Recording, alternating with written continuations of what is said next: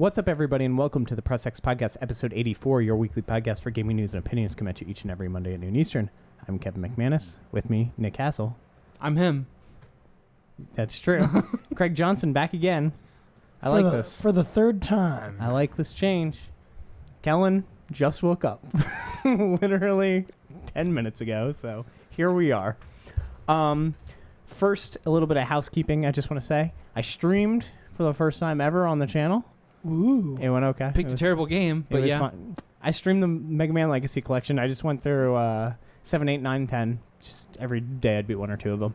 I'm going to leave those videos up for, I don't know, a week or so, and then I'll probably just hide them or delete them. Like, I don't think anybody cares that much. But anyway, something I'm trying to do a little more. Streaming from the PS4, way easier than I thought it would be. Way more settings and things to do.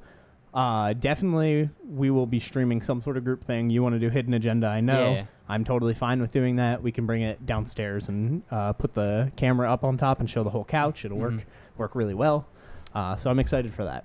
Streaming's good and potentially getting better. Yeah. Spoiler alert.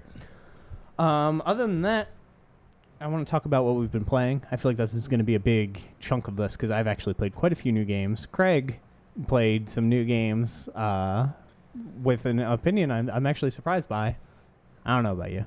Nah, I can probably start off because I'm just Okay, been playing go my mobile games still. I'm still in the summer drought for whatever reason. Like, there's the backlog, which we talked about last week, but it's like so colossal that I just end up just kind of getting home and having like 2-3 hours a night guaranteed where I can probably play something. And it's just easier to be like, I'll knock out 2 episodes of this show while I'm playing my mobile game than finish Final Fantasy or finish Horizon or play more Nier before I handed it off to you, or play all these epic, massive games. That's just where I've been. I think I've decided that I'm going to go back to Yakuza next week because that game's not a colossal 100-hour experience, and it's so fun and stupid in Japanese that I think that'll hook me back in, and I'll be good to go at least through. I think Mario Rabbids is probably the next thing I'll buy. Other than that, I've watched my favorite streamer that I've mentioned a few times on here play Hellblade.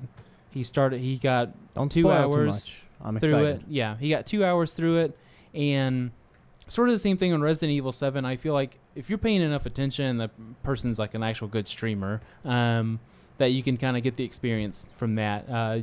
You can't really comment on controls or this felt like this or the sound was great because you're listening through PC speakers and stuff like that, and you're not holding a controller.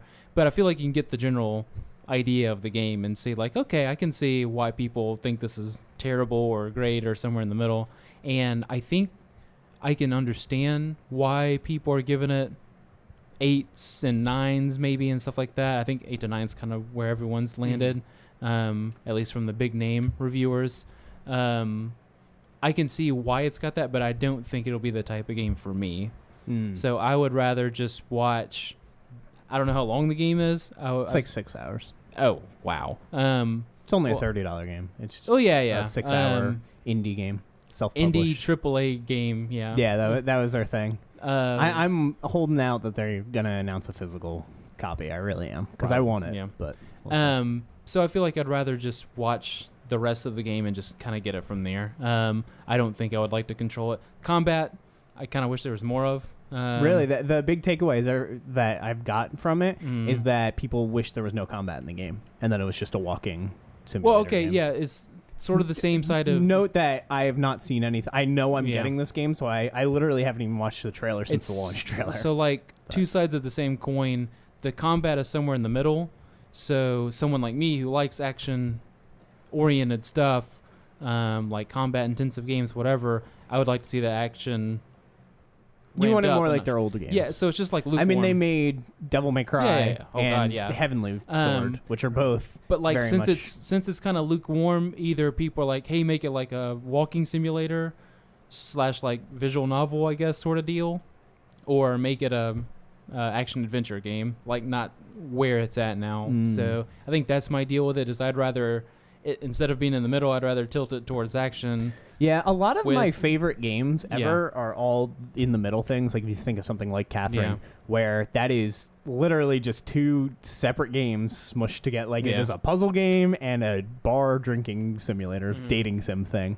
Even Persona's got that split thing between an RPG and the school stuff. At least they But when integrate with each it other. does the combat But- in that type of game, then it's like full on combat. and the stuff you do affects the other. Yeah. But a lot of my favorite games are like that. So I'm very interested in Hellblade. I can't wait to The try cool it. thing, one thing whenever I I get will to it. mention that's not like spoiler territory is that because your main character is schizophrenic in the game, the entire time the voices are just like, it's constant. Is it? The thing, and you've watched some of my streamer that I talk about, the funny thing about him is that he thought it was Twitch chat. I mean, not really thought it, but like he attributed the Was voices to pretending being it was? Twitch chat because they're so annoying. Like you'll get to, I'm just gonna make something up. Like you'll get to a wall that's hard to climb, and you'll see your girl trying to jump up to it, and the voices will be like, "You can't reach that. What are you doing?" And like this is That's neat. this is dumb. You shouldn't even try. But there's another voice that's saying, "Go for it. Try. Jump harder," or something like that. So you have like all these voices going on. So it's a very audio intensive game. So you want to have I've heard you headphones. need to play it in surround sound. Yeah. But so there's stuff like that. So it feels like Twitch chat where there's people just spamming emotes. So like the only thing you don't get are like bad Take off pictures, your and, shirt. yeah, and stuff like that. Well, it might say that in the game. I don't know. But so yeah, that's the funny part of it. But with that in mind, all those voices, he was fighting two people, and one was swinging a sword in front of him, and he was kind of dodging or parrying it.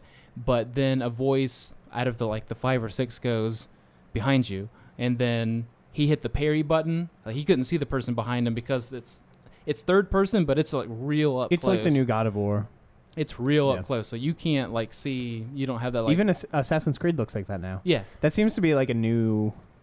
I really think The Last of Us influenced a lot of these games. I that are can see coming that. out. But one voice just goes like behind you, and then he hits the parry button, and then he blocks it, turns around, and then slashes the person. So it was cool because the voice helped you rather than just shit talks you the whole time, which is kind of funny. So I thought that was cool, but like I said, I wish it was more action oriented. And the puzzles are fine; it's interesting, but I feel like maybe it's just not for me. If I do get it, it's one of those headphones on and just Plow through it. go type things. especially since it's 6 hours. I didn't Yeah, know it's that. I thought it was like a 30-hour game or something. Oh no! It's a Um, 6-hour self-contained story. But yeah, I watched that, so it's not really what I played, but I feel like I was paying enough attention to it, and the streamer and whoever else I watched were involved enough where I was like, okay, I can understand what people are saying about the game. Maybe not the people who give it ones, but we'll talk about that. But yeah, so those are the main ones. And like I said, I think Yakuza's next on my list to get me back into the swing of things, and then Horizon and all that other stuff will happen when we get to the date for its DLC. So Craig, let's move to you. So, Before you came over here, what were you playing? well, so that's what I was going to say. Prior to coming over, I really didn't have a whole lot to add. I've dabbled in a little bit of a few more N64 games from what I told you guys last week. I'm about halfway through Banjo-Kazooie right now. Ooh. Yeah, I'm going to try to work through and push through the rest of that. But yeah, I really didn't have a whole lot to add. Don't do what I did and get to the quiz section and then delete your save by accident. That was horrible. Rip. But yeah, I didn't have a whole lot to add. I've been playing a lot of Pokemon Go, but really past that, not a whole lot. And then I came over here, And then what happened? and we had let's try a whole bunch of things Craig has never done day. Oh yeah. And let's see. First off, I came over and I played a game called PT. The best game. I had never heard of You didn't know what before. this was, I which didn't is know it existed, and Kevin's whole reasoning behind the game was, I'm running out of space on my PS4, but I don't want to upgrade and switch out because I'll lose PT. And I was like, what's a PT? literally, that means nothing to me. And so he's like, you don't know what PT is? And we sat down and I played it, and that was a pretty crazy experience. I don't think I've ever had an experience like that where I sat down with a game like that was kind of immersive. I got really into it. I think from kind of you sitting next to me and me asking a lot of questions and just being really concerned with things that were happening. But I think that the really cool part was where it kind of led into in the ending, which I didn't see coming at all. Sad part, depending on how you. Yeah, that's true. It's this PT's this weird relic in time that is really cool. Probably won't exist. You know, more and more PlayStations are going to die and everything, and eventually it's just not going to exist, which is very strange. I love that game though; it's so cool. Is this should I not say what? Oh no, we don't care. We've talked about it on here multiple times. So I just thought It's it was just a teaser. So I just thought it was crazy because like when I hopped into it, it seemed like it was some sort of indie game that I had never heard of before, and then to find out that it's the prequel to Death Stranding is just sort of. Yeah, it was Silent Hills. When you look at it now, it's the prequel to Death Stranding. Yeah. At the time, it was amazing, and then it became the most disappointing thing ever. Yeah. And then Death Stranding was revealed, and you're like getting that confidence back, getting the hype back. Yeah, man. But that blew my mind, and then from there. Let's see. I tried VR for the first time in my entire life. I'd never done VR anything. I no headsets. No. You told me a couple different ones. There's a Samsung one, HTC one. I've never done. yeah, like the phones. I was just like, if you tried like anything no, whatsoever. So zero VR going into this. Let's see. I tried the PlayStation demo disc thing where we went through and did a couple. So you played couple little London games. Heist. The You ball played game. the Danger Ball one Yep. with your face, which is like Pong. You did the kitchen. You did Until Dawn, Rush of Blood, and you did Job Simulator. Yeah, so think I did that a was the pretty gauntlet. diverse range. Overall thoughts, I think that VR is really, really cool, and I think they can convey a lot of neat ideas that you can't convey through regular video games, which I think is really neat. Not for me. Yeah, I'm surprised you didn't like it as much as I thought you would. The thing is that I think I don't like about it is I don't really like how much tech is involved. I didn't really like having all the stuff on my face. Mm-hmm. I get that that's a piece of how you have to do it, Right. but for me, I'm just generally a little sweaty. You want it was you want to be just Well, comfortable and yeah. relaxed To be fair, he when played you a bunch play of your game. standing games where PSVRs mostly sit down. He played a couple of them, yeah. So that's where Job you won't Simulator get stuff tangled on your leg and you're stepping on cords and pulling them out like I did. Even I just think that overall, I think that VR is neat. I just think that VR is something that I might be a little bit more interested in or might want to dabble a little bit more in maybe in like a couple of years. Once it kind PS5 once it VR. kind of refines and the games are a little bit more pushed and they kind of have a little bit I more was surprised going you on. didn't care about the story stuff. You just wanted to mess with things. Oh, yeah. And that's why I gave well, you eventually Job Simulator because I was Yeah. like, you don't even listen to the Well, people. You're like, we played London throwing Heist. stuff at Yeah, we 'em. played London Heist, and I'm not listening to anything any of those people are saying. I'm picking stuff up. I'm interacting with it, seeing how I can use it. And the part you found the funniest was there's a part in London Heist where a guy walks up to a table. He opens up a briefcase to give me all my stuff. yeah, it's like the James Bond movie or Yeah, something. he It's gives like, here's me- your phone, yeah. here's your earpiece, and every time he'd put one piece down, you would just grab it and lean up and I throw would- it back into the I would just put it back in case. his briefcase. I'd be like, I don't want this. Here you go. And I'd just keep putting it back. And they'd auto-generate and stuff because that's how the games are set up. But I just thought that there was just a few pieces here and there that just... I thought that the games were interesting, but there wasn't enough to grab me story-wise. Even I watched Nick play Farpoint, I guess that's what it's called. And that game was cool, but like... didn't grab me. Like, I wouldn't play that. You know what I mean? Here's the thing. I'll probably play that downstairs, with you showing it to me. I wouldn't go buy it. You want to like go home? I would never buy You can't buy it if you wanted to. Exactly. So there you But go. that's my point. I just don't see myself going, man, from this experience, I'm going to go buy a PSVR, all these games, get it set up, sit in my room, get really sweaty. I'm just not going to do that. It's just not for me. Yeah, that's crazy. I've shown it to multiple people, but of all the people that I've shown it to, you definitely had the most like, meh reaction to it. I was just surprised. Besides maybe Todd, who like borderline cried because he played Until Dawn first and he was done. So here's the thing. I even thought going from PT to some of the scarier games in VR, like The Kitchen and Until Dawn, I thought they were good, but like...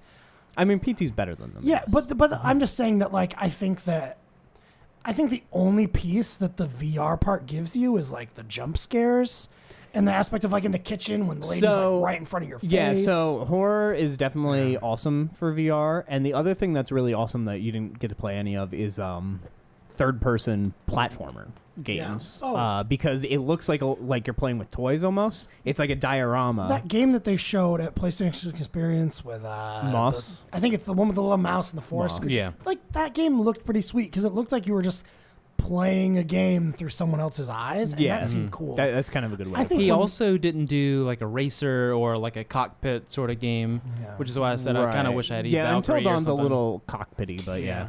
I just think it's more not the type of game I'm playing. I think it's just kind of the whole package. Yeah. I think that, like I kind of said, in the future, once VR gets a little bit more popular, a little bit more things start happening with it, more games start getting developed, I think I'll get into it at some point. But think we should try again once the Dooms and the Skyrims and like the full like AAA games come out and not just You like won't play Resident Evil. yeah, that's really your only bet, really, if you want like that quality. Yeah, solid I mean, I game. think Farpoint is definitely up there as well, but it's not anything compared to like Resident Evil. I mean, Resident Evil Res is perfectly good too. Sure, yeah. And I think, like I And if you said, like Res, then I'm more than You're happy sold. to give it Yeah. another shot. I'm more than Yeah, happy to yeah. hop back in. It's not like I played it and I was like, this is the worst thing. Yeah. But I think the overall aspect was just a little downing to me. you liked watching Nick jump around super hot though. Oh, God. I enjoy watching people play VR games way more than what's ever on the screen. Nick was jumping around like crazy, and it was great. Yeah, they were shooting at me. But no, but so then after that, the only other thing, and it wasn't really what I played, but I watched you play a little bit of Friday the 13th, and I thought that yeah. game looked pretty cool. Yeah, it's fun. It's janky. It's got problems. Yeah. I was the last person alive. I literally put the battery and the gas and found the keys and got in the car, and my map opened while I was in the car, and it just froze the game. I'm like, okay. Like, stuff like that happens. But playing that game specifically with friends online is one of my favorite online experiences I've had on the PS4. And that guy's face in the beginning of the game is great. Chad. It's great. I think Exactly. also if he had got to play what's that wolf game around the campfire? Werewolves Within. I Yeah. think you'd like that too. So I've actually played the game Werewolf. Yeah. Yeah. So I'm very familiar with how that would be played. It's similar, yeah. Yeah. It works way better in a video game because you don't have to like hide weird information and like shuffle cards and stuff like that. But that game is awesome. The only thing is it's a VR game, and I'm not 100% sure why. Like, it totally doesn't need to be a VR game. Yeah, it could but it's just- cool because you can lean over and talk to people. But you can, like, when you lean over, if they also lean over, you're whispering to them, and then only you two can hear each other. So you can, like, plot with the werewolves if you're both werewolves, or you can strategize with a non-werewolf, et cetera, et cetera. Cool. And then there's a bunch of little things, like if you whisper with a werewolf for more than 5 seconds, the werewolf knows what role you are after that. And there's a whole bunch of cool elements to it. That game's awesome. I really want them to make an expansion that adds more roles in like areas and just re-release it VR and regular. And But that's that'd like be the its own most thing. like Switch-like version of a VR game that they have. Yeah, so I far, really so. like that game. The game's great. Cool. The only issue is it has to be online only. Yeah. That's one of the online only games that makes sense is online only because you have to play with people that talk. But it's just the community thing's kind of a problem, though it's cross-play with everything, which is nice. The only other thing I wanted to add as well, and I kind of talked to you about this a little bit earlier, I think it would really be really cool over the next couple of weeks. I'm looking to kind of play through a few games that are older generation games that people say are some of the best out there ever made that I've never dabbled in. And I think one of the reasons is because I brought up Catherine that you were talking to me about. And I'm like, I've heard everybody talk about this game. I've never played it before. So I think over the next couple of weeks, I'm going to probably do that and dabble through a couple things. Catherine's great. Symphony of the Night? Catherine, great. I've been playing Mega Man Legacy Collection 2, speaking of older games. I went through 7, 8, 9, 10. Just real quick recap of them. 7 is fine. It's very strange. It's by far the most off-base Mega Man game. It is more similar to like a Castlevania type thing where there's a lot of secrets. You can run through the game like a Mega Man game, but you can Rush has like a dig ability to find hidden things. You can do things like there's a certain tree that you can hit with the fire weapon and it'll burn down and reveal a ladder, and you can go find the secret upgrades and stuff like that. It's very strange for a Mega Man game, and it also feels slow because the sprites are so big. But it's still a really good game. I think it's a lower tier Mega Man game. Would you say that that's like a first transition in the series? Where It is. It's the first Super Nintendo one. Oh, okay. So And like, only Super so 1 Nintendo through one. 6 are all on NES, and they're all very similar. And then 7's the Super Nintendo one. and that's yeah. where it kind of transitions and changes. a Yeah, little bit. so then it moves to PlayStation, which is Mega Man 8, and I love Mega Man 8. It has some of my favorite Robot Masters. It's got gimmicky levels, which is my negative against that, but the sprites are really, really well done. They're smaller and back to feeling like Mega Man. I love 8 a lot. 9, really hard, way harder than I remember it being. That goes back to the 8-bit style. That was really the first game that inspired like the Shovel Knights and the let's go back to this retro look thing, because they did it. They take away your abilities, like you can't slide anymore, you can't charge your buster anymore. It's back to Mega Man 2 style gameplay. That one's a fantastic. That's one of the best Mega Man games, probably top 3. And then 10 to me was not as good as I remember it. That one I would actually rank lower than I thought I would going in. It feels like they had their formula, and they were kind of like, I guess, a later Assassin's Creed or something like that. They had their formula, they were given it, and they're like, all right, this guy, this guy, this guy, this guy, this guy, this guy, this guy, ship it. Like, it didn't feel like there's anything super innovative about that one. And after 10, that's when they started with like Mega Man X and all that kind of stuff, right? No, 10 came out a few years ago. Okay. So it went 1, 2, 3, 4, 5, 6, X, X2, I think, maybe X3, I'm not sure. Then 7 came out. Then it went to Mega Man 8, X4, X5, X6, X7, X8. I didn't know they lined up like yeah, that. and then they're different stories. And then 9 came out, I don't know, I'm going to make up the time, 09, maybe, Cool. 07, something like that. And then that's too late. But anyway, 9 came out around then, and then 10 came out like a year or two later, and then there hasn't been one since then. But it was a big deal because 9 and 10 haven't been physical ever. It comes with all their DLC, which I even haven't played, so that's cool. Cool. People complaining about the collection a little bit because it doesn't actually have save states like the last one did. This one gets rid of those in favor of a checkpoint system where it makes it more like a Shovel Knight or a modern game where they put checkpoints into the game. So the start of the level obviously is a checkpoint. The mid-level or before like a mid-boss is a checkpoint. After it's a checkpoint, and then right before the final boss is a checkpoint. So they did like a checkpoint system. It's kind of weird. It is weird. I think I like it better just in general, but why not both? Like, both doesn't hurt. The only negative I think that it really brings up is practicing stuff. Like, if you want to get good at a section because you're not good at it, save states let you practice so easily. You can just set it right before it, do the run, reload, do the run until you can do it perfectly. Checkpoints don't allow you to do that at all. But I did use some in 9 towards the end because I didn't realize that in 9, if you go back to the store, you lose all your progress through the whole Wily Castle and you have to restart from the beginning. So I went back and went to the store and then clicked the Wily thing, and I was back at stage 1. And I was like, uh-oh, and I loaded my checkpoint, and I was like, we're just going to keep fighting till we beat Wily because I can't do this again. Yeah. So, yeah, some negatives, some positives. The challenges are a little bit easier. I think the trophies are a little bit harder, though, because you have to beat 9 with the DLC and 10 with the DLC. The museum stuff's fine, concept art, all the music, all that stuff. But, yeah, the checkpoint system's the real controversial thing. I like it. I would have liked both. But it makes it feel like a modern game, which is fine. I finished Horizon. I don't really have too much to say. I think I wrote down a few new things or whatever. But I don't really have too much more to add about it. I got to the end, like the last story, and it wouldn't let me do it. And I was like, why can't I just beat this game? I'm at the end. And then I looked, and I guess the story branches at some point. Not branches, but there's 2 main stories going on at the same time, and I didn't do one path, so I had to go back and like do the level 7 missions that I skipped. And I was like, oh man. And then it's awkward because the same thing that I've never liked about open world games, where like she has all this information she's learned, and then she goes to this level 7 mission, and she's like, I don't know what's going on. And I'm like, yeah, you do. We just did like a bunch of stuff. You know what's going on. Yeah. I still have the problems with like I fall down a cliff and it triggers the cutscene, and then I'm on the ground talking to people. I don't know. It was confusing. Game was fun. Like, I really don't have much to say about it. Next, a game that I do have a lot to say about is Nier. So I started Nier like yesterday. I think I started it the day before for a little bit, but I really delved into it yesterday. I'm like 10 hours in. It takes a little bit to get into. It's not just like a you're in sort of thing. Sure. I think you're in as in it hooks you really quickly, but you're not in as in this is how the whole game is going to be. The story is really cool. So the thing about the story that I really like is it's very environmental. It's a lot of just like walking up to things and seeing how they react and what happens when you do it. The opening to the game I already played because that was the demo, so I knew kind of where that was going. I went through the opening, and then you're in this area I did not expect, and then you leave that area and it becomes like the open world. And the open world is fine. I wish it was a little more. It's very dark, like it's very gray and brown and black. It's not colorful. And it's like a DC movie.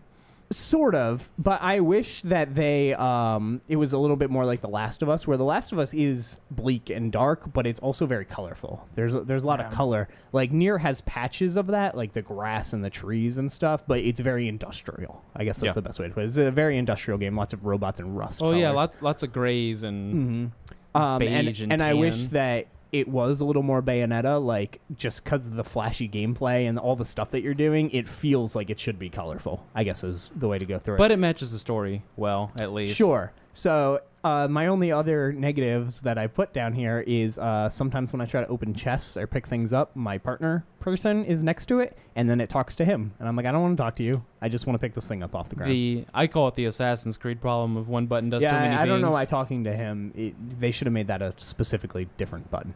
Anyway, besides that, I love the world. I like the story so far. I don't want to spoil too much, but all the stuff will be from like the first few hours or 2 or 3 hours from the game. The story really picked up to me where you walk into this area where there's all these robots. Yeah. And they're all doing like human-y things. Yeah. And talking like a human. And like over the radio and your partner and stuff, they're just emulating humans. Kill them. And I'm like, I don't really want to. You know what I mean? I'm like, are they conscious? Like, do they know what's going on? Or are they just like, monkey see, monkey do, humans feed babies, so I feed a baby type thing? And I was like, that was a really cool segment. And then you have this really neat boss battle, and the boss battle adds to this like ambiguity. And then later on, there's more of that. And it starts to get to the point where who are you trusting? When you talk to people, do you think that they're lying to you? Do they actually care? Are they just repeating things that they have heard? Or do they have a conscience? All this stuff. Only a couple hours in. I'm really interested to see how it goes. I don't want to know because I know you've beaten it. I'm playing it that I'm trusting these robot things. And I think I'm under-leveled because of it because I'm not fighting very much. But I'm trying to restore peace. I did a side the actual areas are really cool. There's a parade area that I swear I designed myself. It's just a carnival. There's a bunch of clown robots everywhere. There's a parade that you got to protect. It's real cool. I really like this game. Combat very similar to Bayonetta, a bit harder than Bayonetta. There's some strict for sure timing dodges in this that Bayonetta's a little more forgiving of, I think. I really like the upgrade system. You basically have like RAM or just like a system memory, and you buy chips that have different abilities. You're a robot. And you plug them into this memory thing, and eventually you can pay to like upgrade your storage to hold more and more. But the stronger the chip, the more space it's going to take up. And it gets to the point where like you can be like, well, I'm going to remove my mini map and my health bar and my XP bar and my save, like showing where saves are on the map, so that I can put in this extra attack for this boss battle. Like you can customize it. Like and it has loadouts too, so that's good. Yeah, your HUD and everything is built into the game. It's so cool. Even like the way you set up your game, like your settings, your literal settings. They build all that into the game because you're a robot and they can. And it's just so neat. They've done already in the few hours that I've played, they've done so many things I actually just haven't seen in a game before, where I'm like, man, and like I like take a Snapchat of it to send to somebody, or I'm like typing what's happening, and I'm like, I don't want to ruin this. And I'm just like, go play Nier, please. I need to talk to somebody about this. Well, I remember buying that game when it came out because I heard it was going to be really cool. And then it fell into the bad spot for me of it was released at like the worst possible time for it. It wasn't, same for me. That's the reason I didn't own it. And I really I thought I was going to get Horizon kind of over it. And then I ended up not getting either of them. And I was playing a lot of Zelda.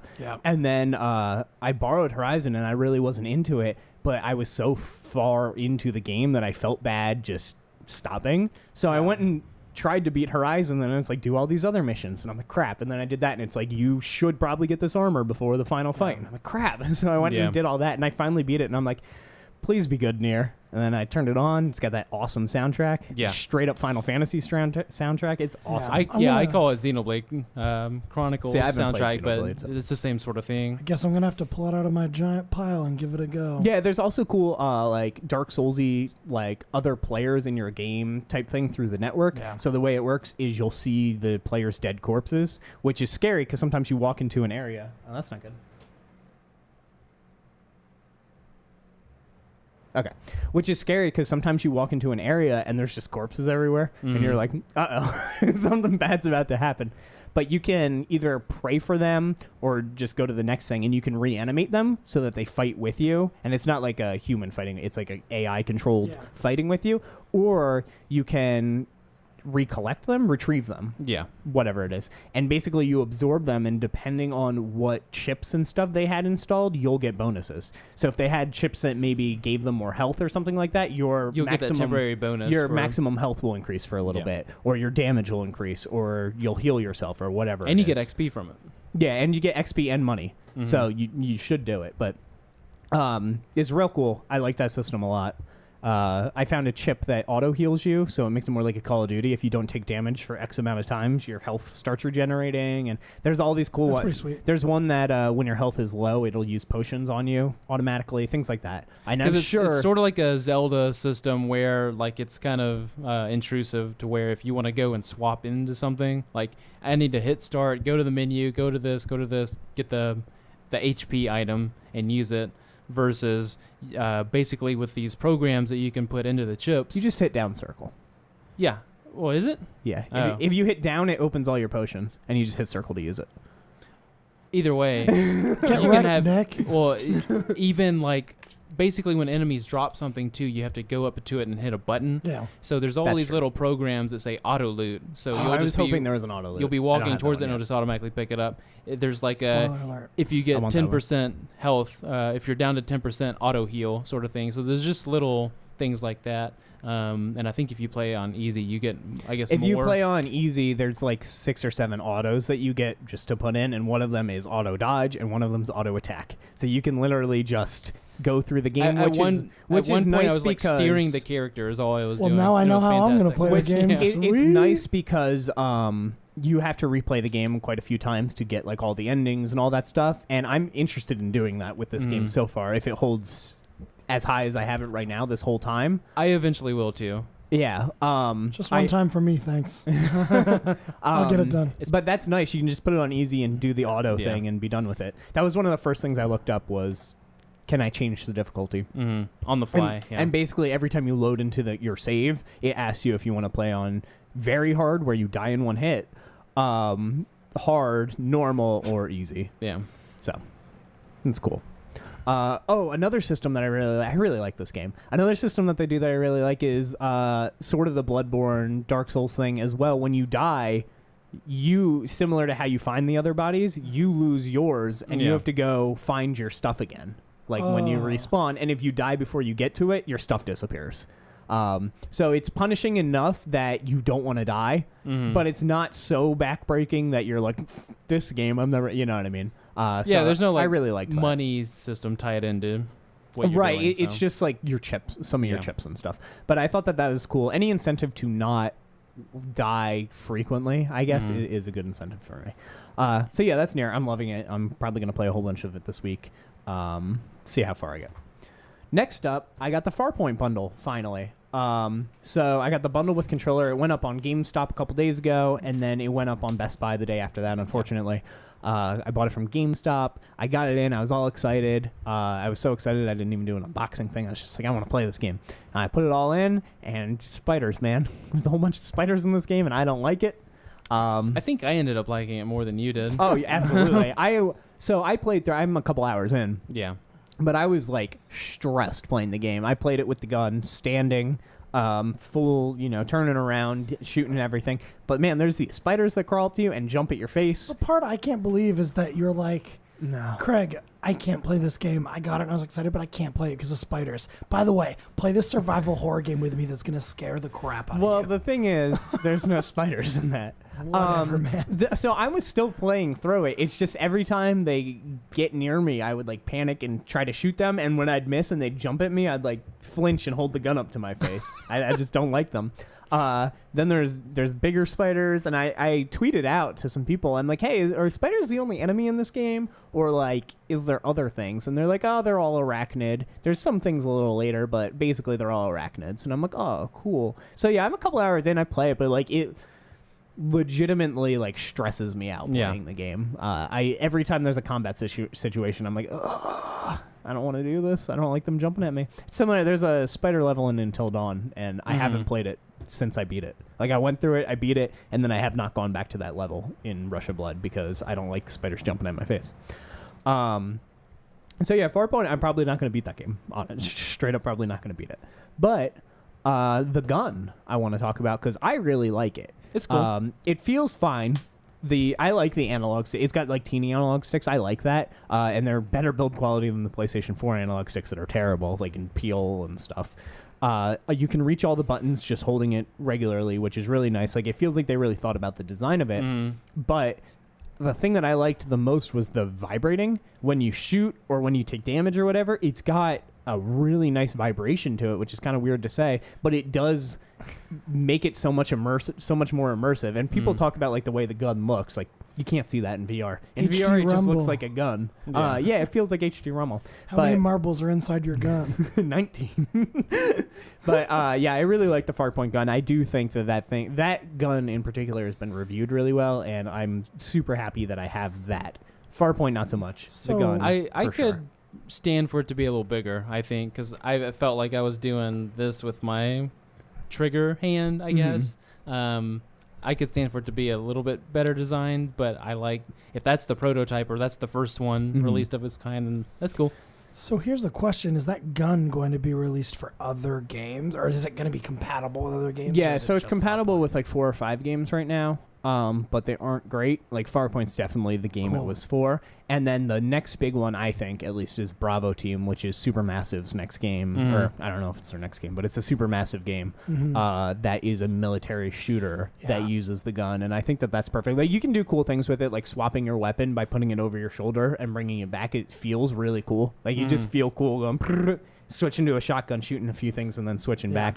Like, that game makes you feel cool. And what more can I ask for a plastic gun with a ball at the end? But yeah, I really like that thing. You definitely don't look cool while doing it. I don't know. Yeah. I don't know, man. I have actually as one of my negatives that you can't turn. I found that in the settings today. You can turn, you just got to turn it on. It's Yeah, not there's on a by lot default. of problems you would probably avoid if you went into settings more often. Yeah, you can hit down circle and heal yourself in there. Get wrecked, Nick. Let's move into the news. I'll just stop there. Not too much crazy news. Some important things, but not too much crazy going on. First off, the Frozen Wilds Horizons DLC has a date, November 7th. Apparently, this is taking place in a brand new area up north from the map or whatever from the story. I personally have not watched I didn't even watch the original trailer for this. Still, like, we saw it without sound, but I never went back and actually watched it. I remember, I know I'm not going to play through it. I just didn't enjoy Horizon that much. Well, now I know when I'm going to play Horizon, which is a couple weeks before that hits. So You can just roll right through the end of the DLC. Yeah, that when they announced it was kind of when it was like first on my backlog list, and then E3 happened. I was like, oh, so I just need to save this. Okay. Yeah. I'll probably do the same thing. I've played the first few hours of it, but I'll probably do the same. Yeah, because I mean, same thing with Nier. It being open world. There's so many open world games right now that I've got to put these action adventure Japanese things in between, or the Mario Rabbids feels or like Splatoon. a I've got to space those things out because MMO open world to me, meaning like a little bit. It's a lot like you talk to the person and then you just go. It highlights an area and you need to kill like 3 beasts. Yeah, and then you go MMO talk to them, because like, it just. I'm not gonna say empty because it's sprawling with enemies and kind of people to talk to, but they're all NPC like. And it's all like just text on the screen sort of stuff. Yeah, and for sure. you get a mission. You can go do it if you want. But yeah, I'm probably gonna pass on this. I was actually thinking about what I'm gonna play in November because I never really play the big third party games. I'm probably gonna get one of them, whether it's Destiny or Battlefront. I don't know which of those, probably. Probably be the safer bet. Other than that, September and October, I'm getting like Mario and Danganronpa. But like, I don't have anything really to play in there. Skyrim VR, I guess, maybe. Oh yeah, that's a good way to waste a couple 100 hours. So I don't know. I'm looking for something to play during that time though, and I think it might actually be Nier. That might be the time I go back and like go through the get stuff. endings B through Z. Yeah. Moving on, Persona. We talked a little bit about Persona. I like that game. A little bit. P5 dancing, P3 dancing. apparently don't have stories. Some weird thing is happening. Basically, they said that they didn't say they won't have a story. They said that there's going to be a substitute for the story, and they said that it will not be canon. And they said that with 4, they felt constricted because it's a canon story in the universe, and it would be very hard to do that with these games and make it fit. I think guess. basically, like 4 has a very dancing tone to it. There's a pop star as one of the main characters. Well, in and it. it's lighter too on the mood. So Yeah. it's sort of I think that actually 3 leads doesn't make into- any sense. That leads into everything you guys were just saying in last week's episode that I was asking questions about, where you said, for me to get into it, there had to be like the story part was what I have to avoid, how it's canon, and how you said I think there was one of them that would be really awkward to have it be canon because the characters don't fit with the dancing element. Yeah, 3's characters don't fit at all. So They're it sounds like they literally took that and they moody. were like, cool, we're going to announce that now. Well, I think with P3, they're like, okay, well, we left this off at a weird point where we can't really just be like, everyone's now happy we and dance. Yeah. dance. And P5 is so early into its lifespan that they can't just make a separate storyline because it's still I feel fresh. like you could try, but I think it would feel weird. Yes. Trying. So that one's too early in its infancy, and 3 is too. I'm not even gonna say it's too late to do something with it. It's just story circumstances make it hard for all these people to be happy, jovial, and wanting to Dancing dance. around, And it's just weird. So I think there's gonna be like cutscenes and a story, but it's like just a spin-off thing that it's just ridiculous and it doesn't matter sort of thing. Yeah. I think it'll be more. I don't want to say Q because Q is a big story. Yeah. But I think it'll be more like Q, where it's just like fan service, story. Like it doesn't mean anything. But Q's also they're not canon. going because the first game was very much story involved, and then everything else. There was like a store where you get costumes and a little bit of interaction here and there. So they're dwindling the story down and focusing more on how characters interact with each other. And We didn't talk about it last week, but I want to bring up my problems with P4 Dancing because I like that game a lot, but I had a couple problems with it. Things that I really want, and I hope that we're getting because it's on PS4. Multiplayer in a rhythm game is kind of important, and I think that was a huge thing that was like cooperative the biggest, and competitive. I think that was the biggest thing that was missing from 4 was I want to dance against you and see who would be the better dance. Like that would have been we all bring our Vitas and do that. Well, thing. another thing Who's too. got the better moves? Yeah. That too. And with all the songs, they had like a partner that would tag in during the special part. So if you can think of like Rock Band, how like guitar solos, you'd hit like the overdrive and the screen would go nuts, and added effects. Pokemon Go. This one would be like, you hit certain sections of the song and like a tag partner would come in. You're both dancing. Yeah. So that would be a cool kind of cooperative sort of mode to sort of dance along with someone. Yeah. And maybe pass or fail based on that. But it would also be cool to be like, meet me on the dance floor. And then the other big change that I want is characters were locked to songs in 4, and I didn't like that very much. So you had to play Yukiko with like snowflakes, and you had complaining. You had to play these characters; they were locked to their songs. Let us dance with any character to any song. That's my other big complaint about it. Other than that, I'm most excited just for the soundtracks. Can't wait for the soundtracks. Yeah, that's what I was saying in line at McDonald's earlier. I just want to hear the P3 soundtrack. Yeah. You heard that right, folks. We went and got McFlurry's special just for today. I didn't get one. The cool kids did. Yeah. Me and Nick held it. But yeah, I think it's just going to be something, I guess fan service is a good word for it, but it's just going to be completely over the top, and it's not going to have anything to do with anything. But it's just like, here's like a moment in time sort of thing. Or sort of like an if I wouldn't scenario. be surprised if it's an if scenario like Q, where 5 and 3 meet up and those games are actually linked because they come out the same day. They have the same title. They seem linked. But we'll see. Which, I mean, I won't complain if those two universes meld. They probably would meld better than 4. Yes. 4's a little too happy. Moving on. What he Gotta said. play it. Hellblade, that game that we were just talking about, it's been getting pretty solid praise, anywhere 7+ for sure.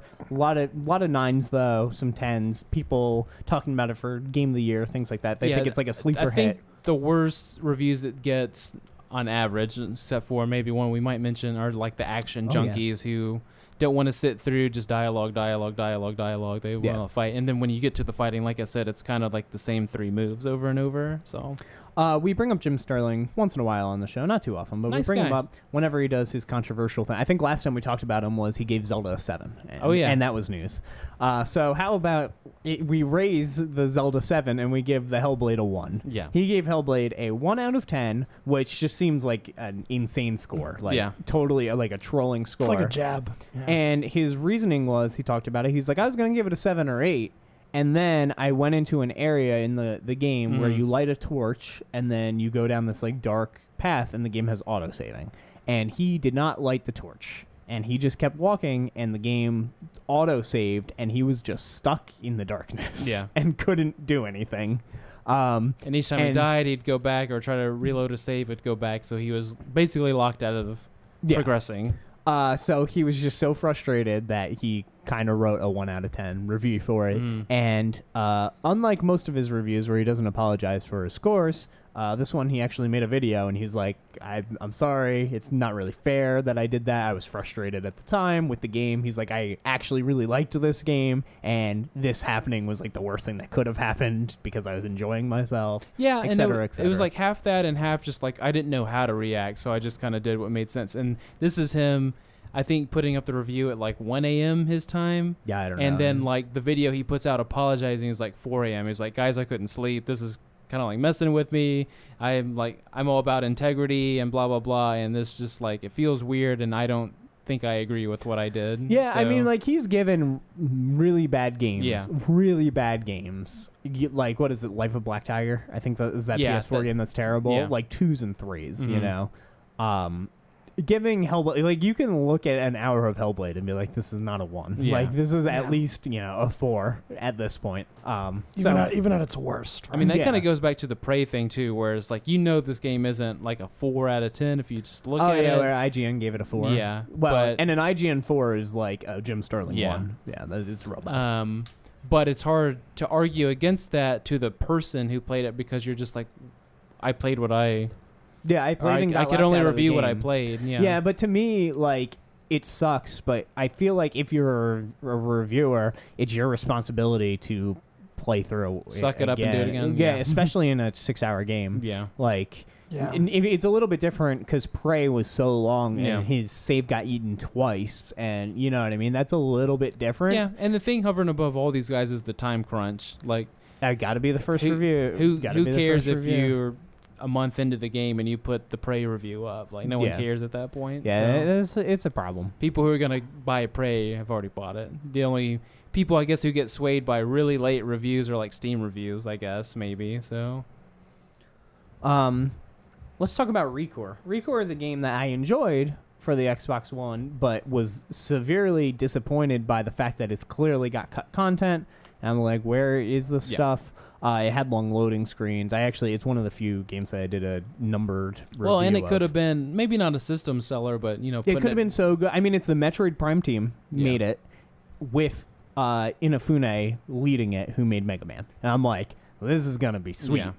Yeah. And the story's interesting, though it doesn't go too deep into it. The story is, you know, similar to a Mega Man story. It's very surface level, but it's just very open and empty, and it has this really cool Mario 64 idea where you're collecting these orbs, and then it becomes, no, you need to get like all of them, and it's like, oh my god, I just want to beat the game. Yeah. Like you, and they don't warn you that you're gonna need to go backtrack all the way and try and get all these things. Oh, that the sounds combat, miserable. Yeah, the combat's really solid. The platforming's really solid, but it's the everything in between the gameplay things that's bad. The traversal, getting to the dungeon to dungeon to get these orbs or prisms or whatever they're called, things like that. Anyway, I feel like the you can- biggest thing. You can tell because you named some pretty like high all-stars as far as video games go. I think you can tell which parts they touched and had a control over, and what was just kind of like, just make that thing that he said lead to this thing. Yeah. And we'll go from there. So you see that little guy right there? That's a robot. You see that little guy right I there? do. He is not in the game. He is nowhere in the game. There's an area that he is required for for the game, and you just can't do it because he's not there. And they patched the game, and I was like, oh, cool, they're going to put him in. Nope, they just reduced the loading times. And I was like, okay. And then they didn't put out another single patch for this game. But guess what, Craig? The definitive edition of ReCore is coming to Xbox One and PC. And it will have that little guy. Probably, but that's dumb. There's never been DLC for this game. There hasn't even been like patches. Like what definitive is I don't know. Is it the parts of the game they left out from the first? Yes. So that's what it seems like, and it sucks because I want this. I want to play this because I did enjoy what I enjoyed of the game. I feel but they're in no way supporting this. I feel I'm like not going to purchase it new. I mean, this shouldn't apply to games like Skyrim, who get a Game of the Year edition with the 3 expansions and all the updates and stuff like that. I feel like this game is very unique in that the fact that, like, you should get a $40 discount or something just ridiculous. The game is $40. Oh, well, I mean, like, from the definitive edition, if it came out at 50 or 60, like, you should get a 80-90% discount on it if you've played it, not like rented it. If you have like still exists. Well, I feel like definitive or game of the year means that, at least in my eyes, we've done significant updates, patches, expansions. Yeah, to be fair, maybe this is the complete game, and the complete game's freaking amazing. Yeah. And I don't know, but this is just like it hit the rating boards and stuff. Yeah. It's like you paid $40 for that, didn't get the full game, right? And now they're like, "Hey, we're gonna input the definitive edition. We're gonna charge you however much," and it's already too much because you already didn't get to play the full game. Yeah, all they need to do is if you put in the disc, you can download the definitive one for a discount. Major discount. Yeah, like it needs to be I would even say if substantial. you have the original disc, get the definitive for like free. I was thinking like $5. Yeah, just like who cares? Come on. But yeah, I'm interested in it. I actually would like now. This is a bad example because this game was unfinished, but for even finished games, I would like if every game put out a definitive edition, and it just meant, hey, this is everything, all the patches, we're done with the game, we're not supporting it anymore, here is the complete thing, and I wish that they did that for every game, honestly. Well, I think that's the whole argument of... Every, like, AAA game, basically. Yeah. I mean, sure, but I would like it for, like, everything. Well, I just think that's the whole argument of everyone going digital, and, everything's held on servers, and I think we're seeing it now where, like, certain servers eventually they're not going to keep up with them. Right. They just removed Lollipop Chainsaw from PS3. You can no longer get that anymore. You can't. They removed like 4 or 5 games this past week from digital PS3. Games? Folklore, you can't get anymore. Yeah. They were digital and physical. Now they're only physical. But see, that's the point. Is that let's say they had released 4 or 5 patches for some of those games, and they weren't on the physical disc. Now those just don't exist. Right. Yeah. It's kind of like what we were there's just talking about websites with and PT. stuff that archive them, Yeah. but I would like a definitive disc for everything. I I agree. actually wish that was a stance by Sony or Microsoft or whoever wants to do it first that says, like, if you release a disc version and you add patches to the game, you have to release a finished disc when you're done patching the game, something like that. But I think that would be really cool. I think that the downfall to that whole idea, though, is, and I watched a YouTube video. I don't even remember who was doing it, but the whole idea of that companies like Sony and Microsoft don't want to make physical games. oh no, not at all. They do. They lose money on it. Yeah, they do Well, I mean, because not overall, but but as if they, opposed to profit. digital. if they can put out a game and just put it on the store, then they save infinite money than having to print all this stuff and have it shipped to retailers. So I think the thing is no company People wants can't to share do it this. like we like doing. Exactly. Like I mean, I borrowed Horizon and stuff, but like, I just wouldn't have played them otherwise. Yeah. So And I think now I get to sing the praises of Nier because I got to play it. I'm going to purchase this game eventually, Yeah. probably near November. Like, but I think you that said near. oh, But I think it's one of those things that, like, well, I also love buying physical games for the same reasons you just listed. Being able to have it, take it, actually put it into my system. Can we even say that in 5-10 years that Sony's still going to be making physical games? I think they will in that time, yeah. But eventually, I don't know. I fear the day that they're like, okay, gaming's all digital. I'm going to be like, no. And I think that companies like Limited Run and stuff will always exist, and there'll just be more of those at that point. But I do think I would. There's something about owning something to me I that I completely agree. like a lot, Yeah. and I don't know, just losing Well, that everything's identity. dictated by hard drive size right now. So Yeah.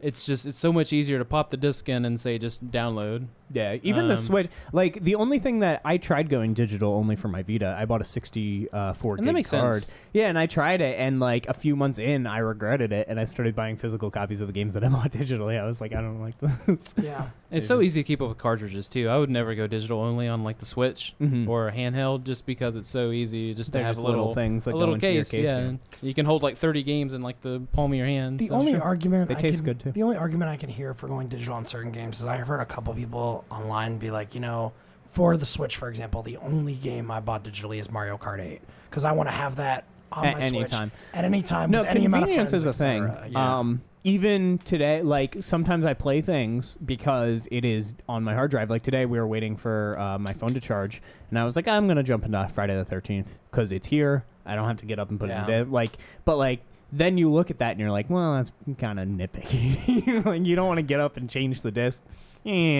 First world problems. But anyway, speaking of problems, let's talk about No Man's Sky. So No Man's Sky's anniversary came up. They wanted to add some stuff for their community that they have. They said that they have 250,000 people still playing it. That's got to be bullshit. I don't know. I know a lot still of... upset that I bought that game. Really? I like the game. So I know a lot of people that have hopped back into it actually from this. But they've added multiplayer. They've added voice chat. They've added a story modes so that now you have quests that you do. The definitive edition. Kinda. You see, and it's just, for me personally, it's just frustrating because, like, I, as a consumer, felt like when I bought that game, I did not get the game that was presented to me. See, I don't E3 understand after that because I E3. thought it was exactly what they've been saying it was, and I don't understand my Well, biggest problem with that's that the game is that it was problem. $60. Is that the game was presented in so many ways, very, very generally, that person A and person B and person C all saw a different game.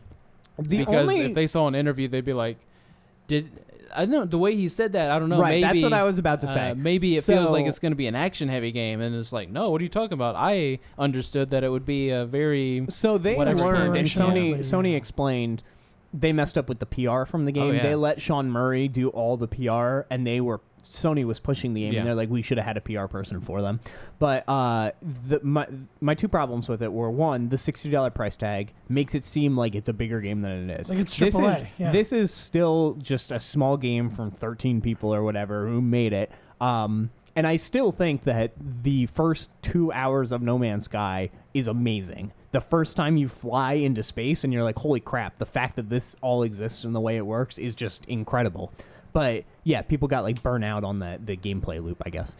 But the other thing is not confirming things, doing that dance because you're not supposed to say certain things. So like my biggest one is the VR thing. We all would have bet money, large sums of money, that it was a VR game from the way that they were talking, from the way it was presented, from whenever they were asked, they would go, I can't talk about that right now. And it's Yeah, like, but why can't you just say that no? Sean guy who would do it Yeah. have that like shit-eating grin the entire, like, I don't know, I can't talk about I know. it. So It's like, why don't you just did say he just no? wink at me while he was saying that? I'm pretty sure it's going to have it in game. Confirmed, Reddit. Yeah, Like, that's the problem, is that, once again, it was the people's expectations of them talking to each Yeah. other and getting excited over the game. I don't really think it was the game's fault. Yeah, like too many people were just afraid, and I can understand since it was the guy who's making the game doing the PR for it. Yeah. Didn't want to just say no. Like, are you gonna have this? And no. look bad. Yeah. Because then someone's just gonna be like, well, what does this game do? Yeah. And he was always just like, you explore. Like, that's what you do. But And- they've added base building and ship building. But, and like, collecting I mean, they and stuff, basically but- swapped disappointing people after purchase for disappointing people before purchase by Yeah. confirming all these things that were or were That's not fair. in the game. At the end of the day, and this One is makes just, more money. Yeah, this is just the type of person I am, and the type of gamer I am, I guess. Yeah. If I buy your game because I'm told these certain things and I'm presented these certain things, which I know I'm not the only one Yeah. because there's a majority of people that are unhappy, and then I get your game, I spend $60 on it, and it's not that, and now a year later you're releasing features that I feel like either A, should have been in there to start with, or B, See, I don't think so. but Well, the big thing too is I think journalism kind of learn from that as well, because they go, okay, well, we can't ask the general, are you going to do stuff in space questions? Like, they have to ask the hard-hitting questions, and they have to see the guy sit there and sweat and say, like, no. So see, like my thing is, I never thought this was Minecraft. People thought this was going to be Minecraft in, like, this huge space world. It was going to be this multiplayer thing, and like that goes against everything the game is about. The game is about trying to get to the center of the world and moving and exploring constantly, and then now from this feedback they're like, we added base building, and I'm just like, that doesn't make any sense. That's like, just what I was that's saying. the opposite of what you're doing. The in this PR game. was like just an optical illusion. So 3 people saw 3 things from the PR and the marketing for it, and 2 of them were pissed and 1 was okay with the final product.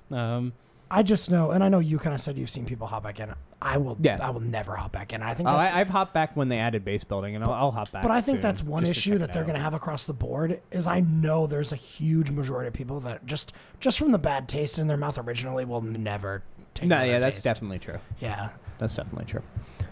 And you can see from Tom Clancy games of recent past that once people kind of get sick of your game, they will abandon it and not come back. So. Next up, just a real quick one because I wanted to put this on here. Severed released for the Switch.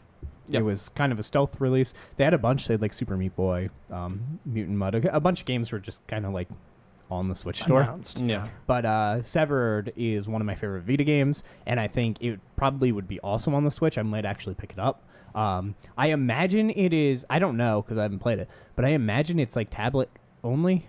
I don't know. It's a touchscreen game. I don't know how that would work on the TV. I'm sure it looks beautiful. I just wanted to put it out there that you should probably play it.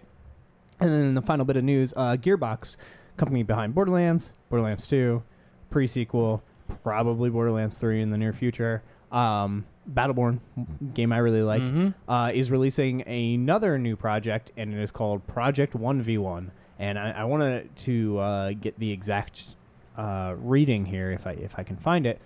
But basically, it combines the action of a fast-paced 1v1 first-person combat game with the metagame strategy of a collectible card game. And that is what we know about Project 1v1, besides they're going to be doing betas in 2018. Does Yu-Gi-Oh have action first-based combat? Shadow Realm! I don't if you were playing it against someone, yeah. So to me, I don't know what this game is, obviously, but to me, I don't think people are taking it literally like it's a card game. And it just says the metagame of a card game. Yeah. And as people who have played like Magic the Gathering and such, the metagame changes all the time. You know, one thing's good and then something comes and counters it. Like, to me, that's just a hero shooter. Isn't that what a hero shooter is? Or MOBA. Or anything with like heroes. Is this just like a 1v1 hero shooter, or is this like, I kind of picture the things that determine the rise and the fall are patches, so it's just like, oh, this guy is super good, everyone's winning with him, let's make this underused person good and let's drop this person down. So that's when it's like, oh, this person's good now. So. Yeah, I somehow, and I don't know what, but I picture this weird like first person shooter game where you're facing off against someone else, except you're facing off like in a board game, if that makes sense. And there's certain checkpoints that you hit where there's card-like features that you have to do. I mean, this game sounds weird. That's what I picture. This is like the release section where they say some obscure title, and it's like action adventure platformer stealth rogue game. It's just like, what am I playing? Yeah. So I think it's just one of those, just like they're using all the buzzwords to capture people, and they go, what is this? And then the trailer comes out, and you're like, oh. I almost want to guarantee this is related to Borderlands, though. Like, it'll have something Borderlands. It'll probably look like Borderlands, yeah. I think it'll have a Borderlands-themed thing in it to catch people. It just seems like you're in, like, a Thunderdome sort of thing, and you're just fighting people. Like a gladiator sort of deal. But a 1v1 shooter is interesting. Did it say shooter in the description of it? I think it does. Okay. I think it's a shooter. But, I mean, if you're taking the literal route, then, yeah, I don't know. Maybe you're using spell-based... Fast-paced 1v1 first-person combat. So this could be like a brawler. So it could be swords or... Yeah, like I said, it probably just feels like a Coliseum gladiator sort of deal. I don't know. I don't know either. I'm excited for it because I liked Battleborn quite a lot. And 1v1's interesting because card games are inherently 1v1. Shooters are first-person games are not. So I bought Battleborn at Best Buy for like $4. Yeah, it got real cheap.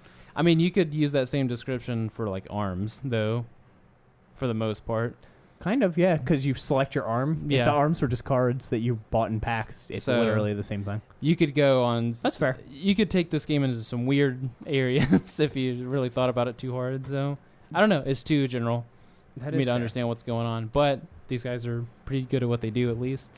So let's move into some questions. First, I want to read 1 or 2 comments from our last episode, and then I move into a question that I actually really like. But first, we got Rit Wick saying, I'm going to play the shit out of Star Knight. Can't wait, boys. I am too. What? Dancing Star Knight. Oh, yeah. I was Oh, gonna oh say, my God. what the heck is Star Knight? Yeah, Dancing Star Knight. Oh, okay. I forget that Dancing they Moon Knight. injected star and moon into Yeah, the title. into it. Yeah. It's confusing. I actually called it Sun in the podcast because I'm so used to Sun and Moon. The Pokemon games. But and then finally, World's End. Talking about, and this was I'm not going to go into all of this because this was just like, I didn't mean this super seriously, but I mentioned that Sony doesn't care about Persona. Like, they're not on stage playing the Persona trailers and stuff at things. Sure. They just mention it in passing once in a while. And basically he said, I don't think it's fair to say that Sony doesn't care about Persona. The first thing Sean Layton did when he came out on stage at this year's E3 was say how PlayStation had a lot of great exclusives, including Horizon, Neo, Resident Evil 7 in VR, and Persona 5. And I pointed they're out, starting to care about it. and I pointed out when we were in the movie theater, people, some claps and stuff for those. When they said Persona 5, everybody freaked out. Yeah. Yeah. That was the one that we were all there. That was the one that people cheered for, and I didn't mean that they don't care about it. I mean they don't care as much as they should care. Yeah. It's not to the level of some of their AAA titles that they should be carrying. about. Right, and like I even think Hellblade is one that they maybe want to push a little bit more, but he rebutted with, they don't publish that game. It's not like a Bloodborne where they publish it, they have a stake in the game, and my rebuttal to that is they should probably talk to them about that and maybe make sure it's not going anywhere else and maybe fund the weird game spin-off games or something, because that is, whether they like it or not, that is a game that will sell PlayStation Yep. 4s, Yeah. especially in like Japan and such. Yeah, I mean, So- where else can you play Persona 5 right now? On the PlayStation 3. PlayStation. Yeah. Yeah. So I just meant they should probably care more than they do. And he brought up Neo because I guess Sony like published Neo. I don't see them talking about Neo very much at all. Like when it came not out, like a little not bit, like a but- main stage sort of thing. Yeah, I I don't feel like see them that talking game about Neo died a off lot. super fast. Yeah, I I feel was like that game surprised. came out and it got really popular and it was kind of hard to find because everyone bought them. Yeah. And then Zelda. It just went, Zelda killed a lot of the talk for That's games. true. I think we'd be looking at a very different year if Zelda didn't come out this year, just in terms of dialogue with people. I feel like a lot of people just didn't play things. 'Cause of Zelda. Or if people I mean- talked fairly about the game. You know, I'm actually going to buy it for Switch and replay it. I've been thinking about it. I like Play it in handheld, and you won't get the frame rate issues. I mean, yeah, I Yeah, want to be that's my fair, thing. I literally bought it for Switch and I only played it in handheld and I loved my entire Yeah. experience. Yeah, I It's- played it on the Wii U and I it's- loved it. Sort of, if you remember me and Kellen talking about us playing Andromeda, there's that one way you can play the game where it's not frame rate issues and game breaking, and it was like sort of mid-level to low PC settings. Yeah. Fly right through, and yeah, that's what I've heard about everything. Don't play it on Yeah, the my, Wii U. my whole thing don't is play it on docked mode. Play it on handheld, and you'll just cruise right through. my whole So, thing is I have Splatoon, which I love, but that is a docked game to me. Like I can play it handheld in my Yeah. house, but like I I'm can't not do handheld. I'm not going to Yeah. go on a trip and play Splatoon. Like that doesn't work. I need a single player game that I can play, and I think Zelda's a good one until Basically, Mario if the comes out. controls matter too much, I mean, Splatoon's not a Twitch shooter by any Yeah. means, But but, it matters, it's close. It matters. Timing very But much I just meant matters, like so- internet. Like Oh, if I'm that in the too. car, Yeah. I'm not playing Splatoon. I'm not playing the single player again. I already beat it. I'm And good. that's one thing that I think that really Wi-Fi highlights. hotspot.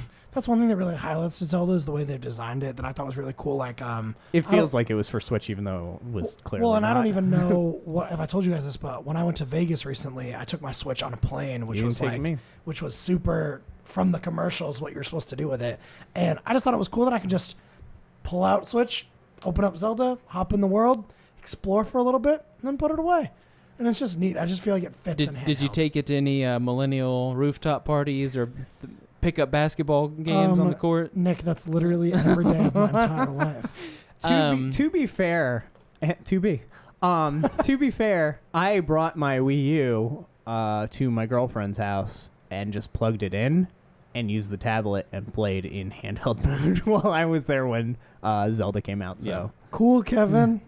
Just letting you know. Sure, she appreciates that. She was not happy. But yeah, I think there's that fact, like that's gonna help the Skyrims, even though everyone's played Skyrim, who's probably gonna play Skyrim except for this guy. Same thing with Rocket League. You haven't played Skyrim? Okay, you can, I returned Skyrim for Catherine. You cannot give me crap for not playing Persona 5 if you have not played Skyrim. I hate Western RPGs and I hate fantasy. Why would I play Skyrim? He hates fun. But anyways, I'm only playing it because it's in VR, and I'm like, this sounds cool. I feel like that's going to help those games that people probably have already played. Now you can play it in mobile, and it's not like the worst. It's not like on your phone. 360p quality. You can play Final Fantasy on your iPhone. Like Skyrim's not going to look that great on handheld versus people like me who've played it on PC or so much smaller. Yeah. But the fact that you're playing it mobile or Rocket League or any of these other games, it makes up for it. Like, how many Rocket League matches could you have probably gotten if you had bought the Wi-Fi thing for the flight? Probably more a bunch. Than enough. I told Kevin I'm actually excited to buy Rocket League for Switch because I've never actually played Rocket League. I've seen it played. Yeah. I've seen other people play it in front of me, but it's one of those things I've never dabbled in it, and I've never bought it for another console. So this will be my first it's a great. I always look for games on Switch that pop off the Joy-Cons and you can play Overcooked. There's not many games in existence where it's come out for free, where it came out for that PSN. PS Plus. But I still turned around and bought it anyway. Like I said, I'm buying it for Switch so I can have it on PC, Xbox, PS4, and Switch, just because I feel like supporting them that much. By the way, I think since last time we all spoke about Switch on that Switch episode I was on, I did have multiple instances where I had friends play with me where taking a Joy-Con off and turn it sideways and play like this. Yeah. And they're like, this is miserable. Yeah. Please never hand me this. Why do you think I have 4 Pro controllers? We played one round of Mario Kart with Mario Kart's we played awful. Justin and my friend Thomas. Mario Kart, yeah. And after we did one race or whatever, I was like, yeah, you guys want to play again? And they were like, no. I played Mario Kart in the car with the Joy-Con things, and my brother was like, that was cool. I'm going to bed. I'm like, all right, I'm going to play Splatoon. Yeah, you got to have baby hands. To play with they were that literally like, my hands hurt from playing that. Please never let me do that again. Yeah. All right. Let's do a question here. I like this one. What are some of the best openings to video games? So opening moments, opening minutes, opening hour, however you want to take that. I have a couple that come to mind. I can. Who do you? I'll start off. Yeah. Just pass it back and forth. I'm sure. Okay. The first one I'm gonna steal is The Last of Us. That Last of Us opening sets the mood, sets the tone, sets the vulnerability for everything. It is. I always talk about how they marry story and gameplay so well, and I think that opening really does set the stage for the 12-hour experience you're about to have. And there's a reason that so many people like YouTube thing. Like, I think it's Seth Rogen? Is that the comedian dude? The funny guy? He's in movies. He's more of an actor. He's opinionated. Well, what do you he's got like talk shows? Like the guy from like Pineapple Express. And that kind of stuff. Okay. I'm thinking Joe Rogan. He played the opening to The Last of Us. That's why I was like, funny. Oh, no, very different guy. Yeah, I knew you were off the road. I was like, I think I'm right. Anyway, he played like the opening to The Last of Us, and it's a big YouTube video, and like people like watching people react to that beginning because it is such a reacts good beginning. Are a very big thing. But yeah, I guess we'll pass it back and forth. So do you want to go next? And then sure. Do you want to just go kind of around? Sure. One that probably won't make too many people's list unless they've actually experienced it, and it also came in the form of a demo. This is one of the type of demos where, sort of like you mentioned with Nier, where you kind of just play the intro to the game. Yeah. The original Prey had a very sweet opening, which I'm not going to ruin, obviously, but basically you're just kind of in this rural town, and you don't really know what's going on. You know, there's some little spats over here. You're kind of wandering around in a bar, and then just like it's like the mic drop moment, and then that's when the game just twists into what it is, because you see the ads for the game, and you're up here in space blasting through. You're like, is this game Doom? You know, sort of got that sort of vibe to it. But where you start off, and then like once this certain event happens, it's just like pedal to the metal sort of thing, and you're just off to the races. There's the moment where, in the demo at least, that is where the game ends and you don't see any more. And And if you're playing the real game, that's also too, where you're just like, you're kind of sitting there having fun, learning the controls. You're seeing people interact. You're like, okay, this is pretty cool. What's going to happen? And then it happens. You're just like, you're getting sucked into it, literally. And off you go. And it's just a cool moment because they use a pretty cool song too. And I thought it was interesting. I like that. A couple that come to mind for me, probably one of the most memorable for me is the original BioShock. Nice. I thought that was super cool when you crash in the water and find the lighthouse and all very atmospheric openings. Because Like you're going down all like the elevator sort of thing. Yeah, you're just looking around. Well, you don't know what's going on, and you hop in and you just shoot down the water, and there's the city. Well, they do the thing where they're like, "Is this good? Is this bad? Oh, this is good. Oh no, this is bad. This is very bad." You're learning with your character. Which exactly. is always good, I think that was a very, very unique way to start a game that I hadn't played before that, and I thought it was really neat. Another one for me, I'm going to save one of my favorite openings for last, actually. I'm going to go the Naughty Dog route again and do the Uncharted 2. There was a director, like a movie director, who thinks it's the best opening of any fiction ever. And the opening to that one is the train.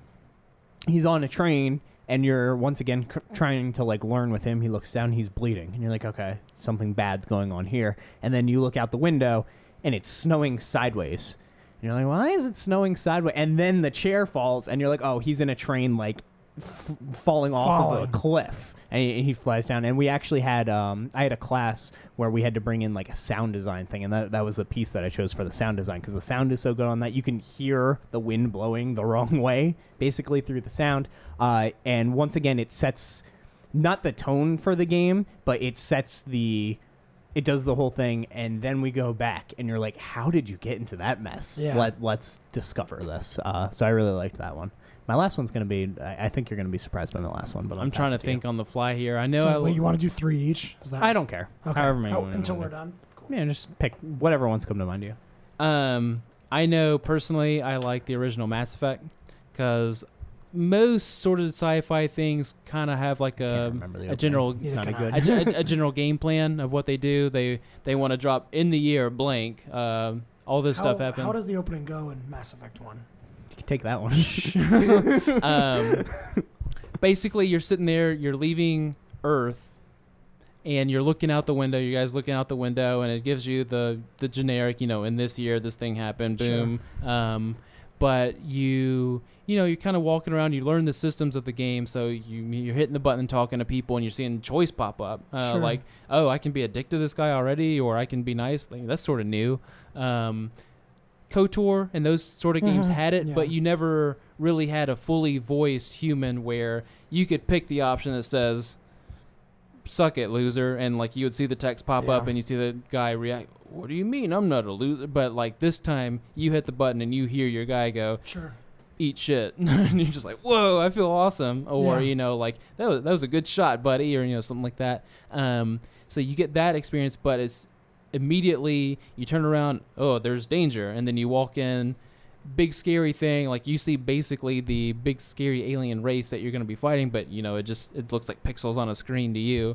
So it's just like that instant like Doom feeling where you're just like, oh shit, what's happening now? And you just get launched onto a planet, someone dies right next to you, and you're just like, well, what's going on? And so there's a bunch of chaos, but I feel like it took the normal sci-fi route, but it just threw you right into it instead of just like layer upon layer upon layer of dialogue. You would get that through, be like, hey Craig, what do you think about insert generic alien race? And you'd be like, oh, I think they're kind of shitty, and then you'd move on to another conversation, but that would pop up in your start menu where you could be like, I want to hear more about generic alien race, and you could learn about it that way, fully narrated if you wanted. So you could take the game in a slow, drawn-out sci-fi fantasy way where you could learn all the lore right there up front, or you could just be like, okay, those aliens sound cool, I'll get back to them later, launch onto planet, fight stuff. So like you had your own, like that alone gave you like 3 or 4 routes to take just with the game, and I appreciated that rather than just like most open world sorts of games nowadays are just like hit start, set controller down, and you're watching for 20 minutes and in the year this, and then you have to learn all this lore, cutscenes, blah blah blah, and you don't play. Sure. Whereas 30 seconds in, you're Show don't tell type Yeah. one. Yeah. So I thought it was cool. And that was, like I said, the first time really where you kind of had the fully voiced guy and you could feel like you were being the cool guy or the nice guy or the mean guy sort of thing. So pioneer, I guess, in its field. Do you have another? Yeah, so for my second one, I'm going to go with Final Fantasy VII. I really, really like that game's opening. It was so different from every other Final Fantasy game up to that point. Very industrial. When it comes out, you're not really out in the open world, or don't even feel like that part of the game even exists yet. It's just in a dungeon part of a city, and you're going to go blow up a reactor, and it was just so different. And I think from playing that, it kind of opened my eyes up to that Final Fantasy could be anything, and it was really cool, really unique. I also like that when you open up as Cloud, you don't give a shit about any of the people that you're with, really. You're just a hired gun. I just felt like it was just such a unique take on an opening of a game like that. They also tease the villain in that opening, which is cool. Yeah, and I always appreciate when they... Sort of Final Fantasy can fall into that same, like, really high fantasy sort of world where it's just like you're going to just sit here and learn about whatever place that you don't really care about. You just kind of want to play the game. So... my next one is Kingdom Hearts 2, probably the best opening of any video game. No, arguably the worst opening of any video game, honestly.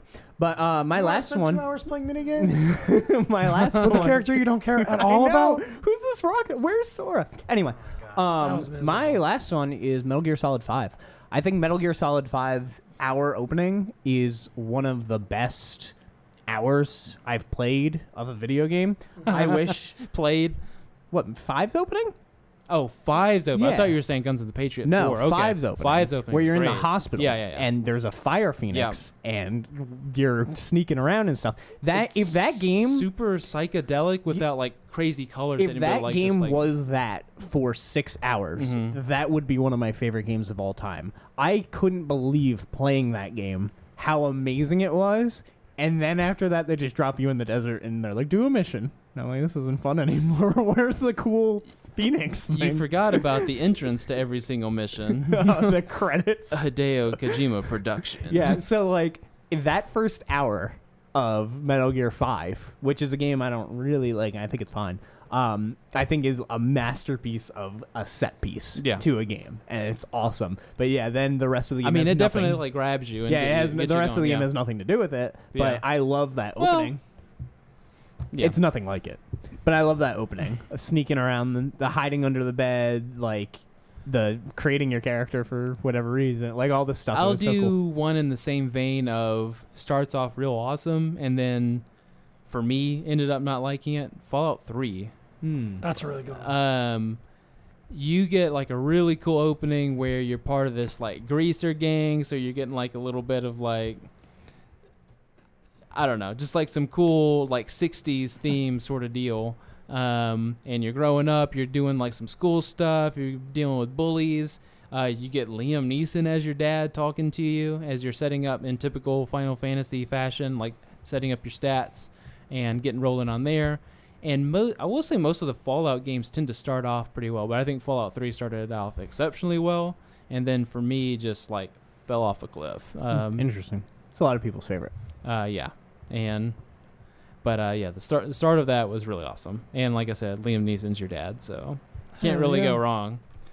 Do you have any final one? Well, wait, I'm going to talk about one more. But I just wanted to do 2 honorable mentions. Sure. And then one. Just real quick. So my 2 are going to be, one is Borderlands 1 and 2. I just like the way that they structure their opening sequence with the music and how they bring in the characters and they introduce them. I just think those are super cool openings. And then my second honorable mention is going to be Breath of the Wild, Zelda. I just really like when Link walks out and just has that huge open like literally world the shot. first 2 minutes of the Yeah, game. it's just like literally just the 2 minutes, because that just sets the whole mood for the rest of the game. See, I think it's interesting. I liked the first 2 minutes of that game, and then I didn't like at all the next like 20, which is when you're getting The like whole your intro, the powers, tutorial, and then everything after that, I'm like, okay, good. Just that 2 minute opening with the opening shot. And then my final one for real is another Final Fantasy. It's Final Fantasy X. I think that one had an amazing opening where you're Tidus and you're in this kind of futuristic world, and then all of a sudden you're fighting all these monsters before you're then sucked into a different time period with people you don't know what happened. I just think that was also just a really unique take on a game opening. I just want to throw P5 in there because I think P5 was an exceptional opening to a game genre that has had slow openings. Yeah. I thought it was really smart to be like, hey, we're starting you in the middle of the story, which is a theme that I like. In openings. That was cool. We're starting you in the middle of the story. All these characters, you're going to learn them. You're going to know their voices. You're going to know what's going on later. By the way, here's a secret that is very important for the story, and now you're going to be on edge the entire time you're playing. Have fun. And then it goes back to the beginning of the game. The big thing with that one is that Persona games are notoriously very slow to get into. Yes. Those games have a steep learning curve, very, very steep, because you're not used to sort of the time management you have to do in video games. Like, that's just not something you ever think about. So it slowly weighs you in, whereas this game is just, it still has that slow beginning, but it's after the opening. It's delayed after just go sort of thing. Yeah, they start you in combat, which is probably the only other one I'll mention without going too deep into. Far Cry 4. Oh, that's a good one.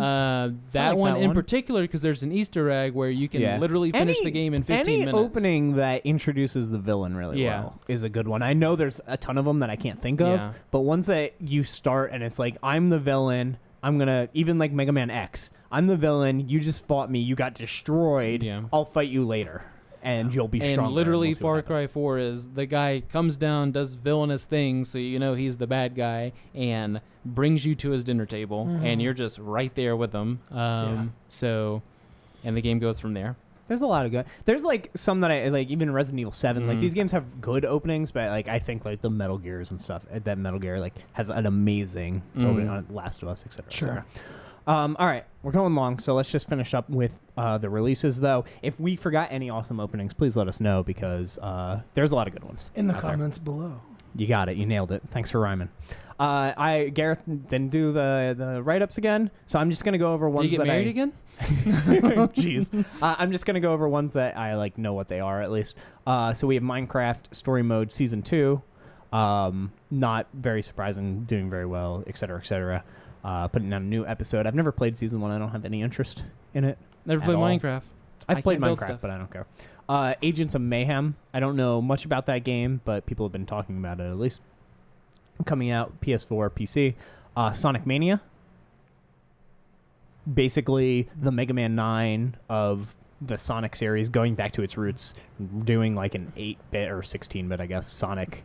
Rest in peace, Kellen. Undertale. Yeah. For the PS4 and Vita. Super excited for this. I don't know when ours ship. We bought it physical. Did you get the physical one too? No, I got it on PC. Oh, okay. we got a physical. Honestly, I don't know when they ship. I don't know. How much does it cost on PC? Because if it's cheap enough, I just might probably buy it. Like $5. It's been on sale so many times. I might just buy it on there for $5 it's or whatever. Literally on every Steam sale at this point. Yeah. I'm not opposed to that. It feels right. I don't know what Summer Night 6 Lost Borders is, but it looks like something I might enjoy. Haven't heard of the other 5. So Observer, Night Trap for August 15th. I guess that's when the digital one comes out, the anniversary edition. We were fortunate enough to be able to each get a copy of that game. That thing sold out in a minute and a half added together for the 2 releases, which is insane. I literally waited till 5 for it to go live, refresh, add to cart, purchase, refresh homepage, sold out. I was like, holy crap. They went through 5,000, 6,000 copies of that game so quick. When I woke up and I got it in the morning, I actually woke up, not even to my alarm, at 58. And I was like, oh, lucky. I think there's this game I have to buy. I did that too. And then I went back to sleep. And I went up to my computer, I bought it, and then right as soon as I bought it and got my confirmation page, I went to message you, and it said, Kevin, active 7 hours ago. And I was like, he didn't buy it. Yeah, I was up, and I fell back asleep like 2 minutes before it went live. Yeah. And I was like, damn. But I was super happy that I got that because I was getting worried. They are very expensive on eBay. Next up, Matterfall. I just want to play it. Which is the Resogun team's next game. I'm very interested in this. It's more of a side-scrollery take on the arcade shooty genre. Shooty genre. Yeah, like, it's a bullet hell. It's my favorite genre. City Skylines, Nidhogg 2, also coming in. A lot of PS4, PC, Matterfall, Night Trap, Nidhogg 2, Sonic's on Switch, Undertale. A lot of games for PS4 coming out. And then I think the rest are the week after that. So Cool. good enough. Just go through those really quick. But we're running long, so thank you for being here, Craig. Thank you for being here, Nick. Yep. Thank you guys so much for watching. We'll speak with you next time. We're back, baby. You're the worst.